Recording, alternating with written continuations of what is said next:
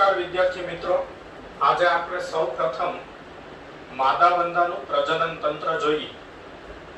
તો માદાવંદાના પ્રજનન તંત્રમાં મુખ્ય પ્રજનન અંગ અંડપિંડ છે. અંડપિંડ બે હોય માદાવંદામાં, તે મોટા અને ઉદરના ખંડ 2 થી 6 ની પાર્શ્વ બાજુએ, એટલે કે એક અંડપિંડ ડાબી બાજુ અને એક અંડપિંડ જમણી બાજુએ આવેલ હોય છે. તો આકૃતિમાં આપણે જોઈ શકીએ છીએ આ બંને અંડપિંડ છે. તો માદાવંદામાં બે મોટા અંડપિંડ હોય છે.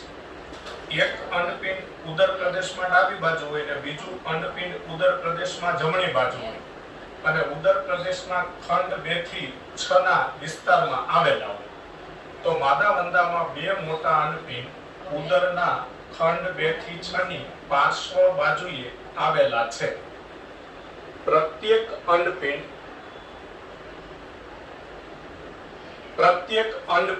8 નલિકામય અંડકુટિકાઓથી બને છે.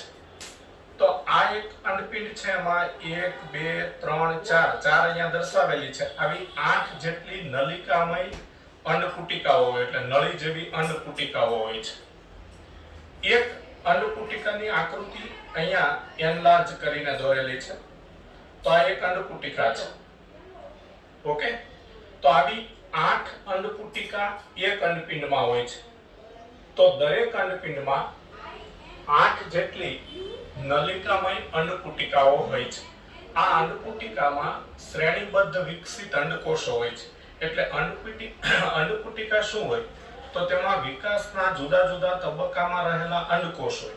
એટલે આ અંડકોષ છે એ ક્રમશઃ વિકાસ પામી અને જેમ મોટો થતો જાય છે તેમ આ રીતે તે શ્રેણીબદ્ધ ગોઠવાયેલ છે. તો આ અંડકુટિકા શ્રેણીબદ્ધ વિકસિત અંડકોષ ધરાવે છે. બંને અંડપિંડમાંથી નીકળતી એક અંડવાહિની મધ્યમાં એકબીજા સાથે જોડાઈને સામાન્ય અંડવાહિની કે યોનિમાર્ગ કે ગર્ભાશય બનાવે છે, જે જનન કોથળીમાં ખુલે છે. તો આકૃતિમાં જોઈ શકાય છે આ એક અંડપિંડ, એમાંથી નીકળતી આ અંડવાહિની, આ બીજું અંડપિંડ, તેમાંથી નીકળતી આ અંડવાહિની. એટલે દરેક અંડપિંડમાંથી એક આવી નળી જેવી અંડવાહિની નીકળે. બંને બાજુની અંડવાહિની અહીંયા જોઈન્ટ થઈ જાય અને એક કોમન નળી જેવો ભાગ બનાવે. તેને યોનિમાર્ગ અથવા ગર્ભાશય અથવા સામાન્ય અંડવાહિની કહેવામાં આવે છે. આ યોનિમાર્ગ આ જનન કોથળીમાં ખુલે છે. તો યોનિમાર્ગ અથવા યોની આ જનન કોથળીમાં ખુલે છે. આ જનન કોથળી છે. શુક્ર સંગ્રહાશય, છઠ્ઠા ખંડમાં એક જોડ શુક્ર સંગ્રહાશય આવેલ છે. આ શુક્ર સંગ્રહાશય છે. શુક્ર સંગ્રહાશય અહીંયા નામ લખેલું છે.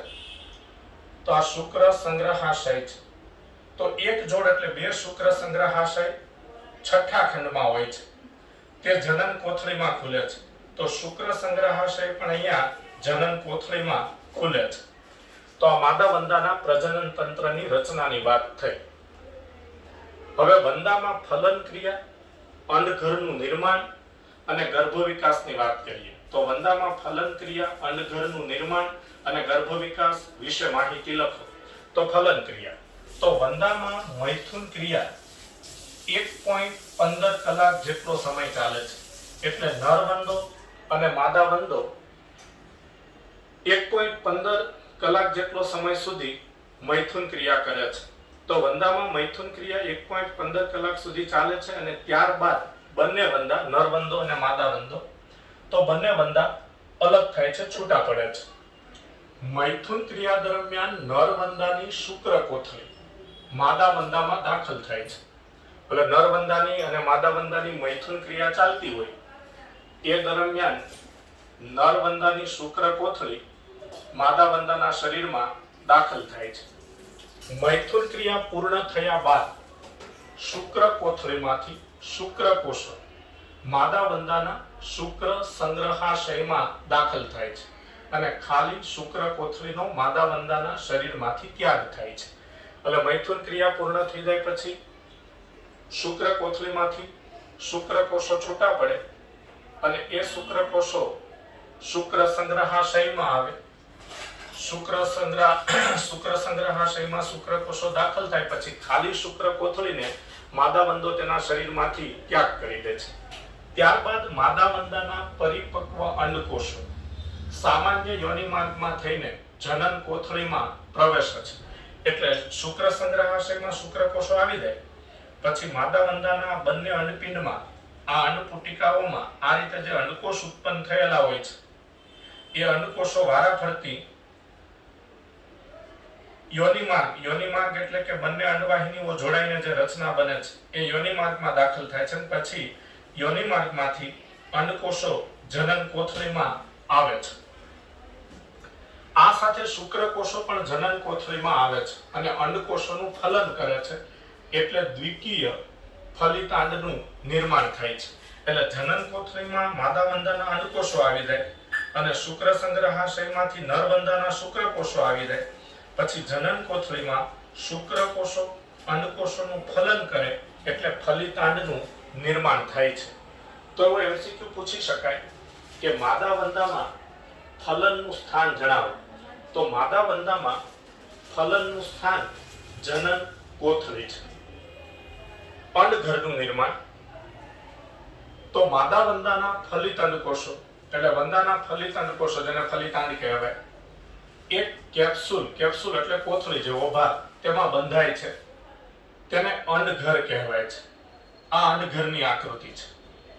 તો અંડઘર છે એ આવું લેડીઝ પર્સ જેવા આકારનું હોય છે અને એક કોથળી જેવો ભાગ છે અને એમાં આ બધા ફલન પામેલા અંડકોષ જેને ફલિતાંડ કહેવાય છે એ ફલિતાંડ આવેલા હોય છે. તો આ બધા ફલિતાંડની ફરતે અંડઘરનું નિર્માણ થાય છે. તો વંદાના ફલિતાંડ કોષો એટલે ફલિતાંડ એક કેપ્સ્યુલ એટલે કોથળી જેવા ભાગમાં બંધાય છે તેને અંડઘર કહેવાય છે. અંડઘરનો રંગ ઘેરા રતાશ પડતો બદામી રંગ છે. તેની લંબાઈ 8 mm કે 3/8 ઇંચ જેટલી હોય છે. તો અંડઘરની લંબાઈ 8 mm જેટલી હોય છે. અંડઘર રચાયા પછી ઘણા દિવસો બાદ માદાવંદો તિરાડો અથવા વધુ સાપેક્ષ ભેજયુક્ત ખોરાકની નજીકની જગ્યાએ એટલે જ્યાં ખોરાક પ્રાપ્ત થઈ શકે એવા ખોરાકના સ્ત્રોતની નજીકની જગ્યાએ છોડી દે છે અથવા અંડઘરને ચોંટાડી દે છે. એટલે અંડઘર બની જાય પછી માદાવંદો ઘણા દિવસો પછી અંડઘર બની ગયાના ઘણા દિવસો પછી માદાવંદો અંડઘરને જમીનમાં ક્યાંય તિરાડો હોય ખાસ કરીને અંધારાવાળી જગ્યાએ માદાવંદો અંડઘરનો ત્યાગ કરે. તો અંધારાવાળી જગ્યાએ માદાવંદો જમીનમાં ક્યાંય તિરાડો જેવો ભાગ હોય અથવા કોઈ અન્ય તિરાડો જેવો ભાગ હોય એવા તિરાડો ધરાવતા ભાગમાં જ્યાં ભેજનું પ્રમાણ વધુ હોય એટલે વધુ સાપેક્ષ ભેજવાળી અંધારાવાળી જગ્યાએ જ્યાંથી ખોરાક પણ પ્રાપ્ત થઈ શકે એમ હોય એટલે ખોરાકના સ્ત્રોતની નજીકની જગ્યાએ માદાવંદો તેના અંડઘરને છોડી દે છે અથવા માદાવંદો તેના અંડઘરને આવી જગ્યાએ ચોંટાડી દે છે. સરેરાશ એક માદાવંદો 9 થી 10 અંડઘર ઉત્પન્ન કરે છે અને દરેક અંડઘરમાં 14 થી 16 ફલિતાંડ હોય છે. એટલે આ આકૃતિ અંડઘરની છે અને આમાં 1 2 3 4 5 6 7 8 ફલિતાંડ દર્શાવેલા છે. એટલે 8 ફલિતાંડની બે હારમાળાઓ એટલે આ એક અરોળ છે આ છેદ લીધેલો છે એટલે છેદ લીધેલો છે અંડઘરનો એટલે એમાં ફલિતાંડની એક અરોળ આપણને આકૃતિમાં દેખાય છે. આવી બે અરોળ હોય એટલે આ 8 ફલિતાંડ છે. તો 8 ફલિતાંડની બે અરોળ હોય એટલે 16 ફલિતાંડ હોય અને જો 14 ફલિતાંડ હોય તો 7 ફલિતાંડની બે અરોળ હોય છે. એટલે એવરેજ એક માદાવંદો 9 થી 10 અંડઘર ઉત્પન્ન કરે અને દરેક અંડઘરમાં 14 થી 16 જેટલા ફલિતાંડ હોય છે. તો અંડઘરની વાત. હવે વંદાના ગર્ભ વિકાસની ચર્ચા કરીએ તો પેરીપ્લેનેટા અમેરિકાના એટલે કે વંદાનો ગર્ભ વિકાસ પરોક્ષ પ્રકારનો છે. એટલે કે તેનો વિકાસ કીટ શિશુ દ્વારા થાય છે. એટલે પરોક્ષ ગર્ભ વિકાસ એટલે આપણે જાણીએ છીએ કે ગર્ભ વિકાસ પૂરો થાય ત્યારે જે જીવંત બચ્ચાનો જન્મ થાય તેને સીધો ગર્ભ વિકાસ કહેવાય છે. પણ કેટલીક વખત કેટલાક પ્રાણીઓમાં તેના ઈંડામાં પોષક દ્રવ્યો ખૂટી જાય હજુ ગર્ભ વિકાસ પૂર્ણ ન થયો હોય એ પહેલા ઈંડામાં પોષક દ્રવ્યો ખૂટી જાય એટલે એવો અધૂરો ગર્ભ ઈંડું તોડી અને બહાર આવે એવો અધૂરો ગર્ભ ઈંડું તોડી અને બહાર આવે પછી એનો અધૂરો ગર્ભ વિકાસ તે આગળ પૂરો કરે એને પરોક્ષ વિકાસ કહેવાય. એટલે પરોક્ષ ગર્ભ વિકાસમાં સંપૂર્ણ ગર્ભ વિકાસ પૂરો થાય તે પહેલા ફલિતાંડ એટલે કે ગર્ભ એ ઈંડું તોડી અને બહાર આવી જાય છે. જેમ કે અહીંયા અંડઘર તોડી અને ફલિતાંડ બહાર આવી જાય છે અને પછી તેનો આગળનો અધૂરો ગર્ભ વિકાસ કેટલીક ચોક્કસ પ્રક્રિયાઓ દ્વારા પૂર્ણ કરે તેને પરોક્ષ ગર્ભ વિકાસ કહેવાય છે. તો પેરીપ્લેનેટા અમેરિકાનામાં પરોક્ષ ગર્ભ વિકાસ હોય છે એટલે તેનો ગર્ભ વિકાસ કીટ શિશુ દ્વારા થાય. એટલે હજુ અધૂરો ગર્ભ વિકાસ થયો હોય, સંપૂર્ણ વંદાની સંતતિ બની ન હોય એ પહેલા અધૂરો વિકાસ પામેલા ફલિતાંડ અંડઘર તોડીને અંડઘરમાંથી બહાર આવે છે અને કેટલીક ચોક્કસ ક્રિયાઓ દ્વારા જુદા જુદા તબક્કામાંથી ચોક્કસ પ્રક્રિયાઓના તબક્કામાંથી પસાર થઈ અને પુખ્ત પ્રાણી જેવા બને છે. તો તેની આ રીતે ગર્ભ વિકાસની પ્રક્રિયા છે એટલે તેને પરોક્ષ વિકાસ કહેવાય.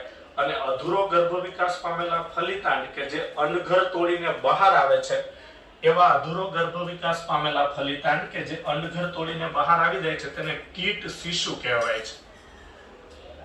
તો પેરીપ્લેનેટા અમેરિકાનામાં એટલે કે વંદામાં ગર્ભ વિકાસ પરોક્ષ છે એટલે કે તેનો વિકાસ કીટ શિશુ દ્વારા થાય છે.